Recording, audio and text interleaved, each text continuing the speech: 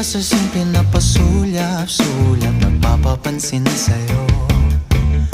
Umabot sa palitan ng mga mensahe, kilig na kilig ako. Kumusta, kain na, hello, magandang umaga. Ingat ka, pahinga, huwag kang masyadong magpupuyat pa. Naramdaman ng puso na dahan-dahan akong nahuhulog sa'yo.